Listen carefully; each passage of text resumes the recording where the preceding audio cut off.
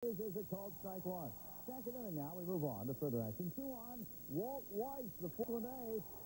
And caught flew everywhere. Triple down the right field line. Benito Santiago scores the first ever run. It was a 2-run triple. Now the Marlins 5-3 in the 7th. Jose Hoffman a long shot to center. But Scott Hose, who made this team in spring training, poses for the camera with a great catch.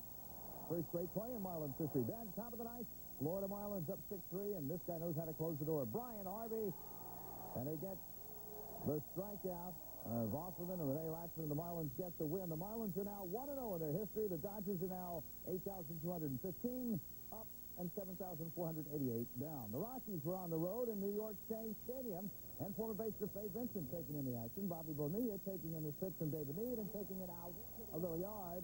First home run of the year. A rocky start indeed for a very talented young pitcher, David Need. Bonilla in the field now. Freddie Benavides of Colorado with a line shot over Bonilla's head, but he makes the stretch and the catch.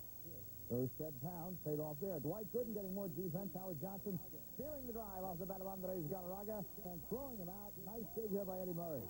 Gooden cruising. Gooden cruising. The Doc. Facing old teammate Darrell Boston. The fastball, no contest. 4 Ks for Dr. K and the shutout. Mets win 3-zip. Doc Gooden with his 22nd career shutout. He's 5-1 at opening days. He's 82-27 lifetime at Shea and 143-66 overall lifetime. A winning percentage of 75%. Not bad. The Rockies, by the way, are now 0-1. The Mets are 2,314 up and 2,637 down. It was the final opening day at Mammoth Cleveland Stadium. It drew the second largest crowd in American League history, over 73,000.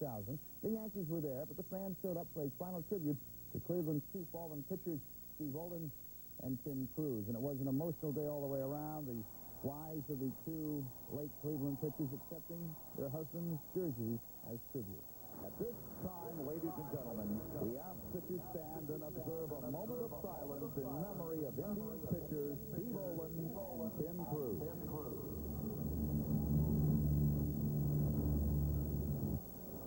Then after the tears had dried, it was time to play baseball. The Indians' ace, Charles Nagy, just didn't have it on opening day.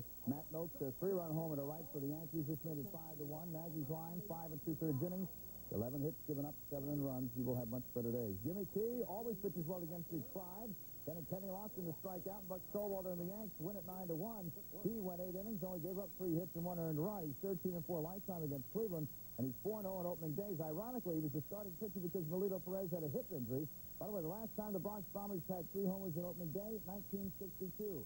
In Camden Yards, the Orioles home against Texas on a day. There were protests outside regarding baseball's minority hiring practices, but inside, President Clinton was there, throwing out the first ball out of the strike zone. Rick Fechler's luck there wasn't much better. Juan Gonzalez pitched it out of Camden Yards, deep to left center field. First of 2 homers in the day for Gonzalez. 5-1 Texas after 3. The Orioles do rallied on the bottom of the hit. Brady Anderson and Harold Reynolds are on base for Mike Devereaux. Had a great year last year. Looks like he's going to do it again in '93. He goes down the line. It is 5-4 Texas after 5. To the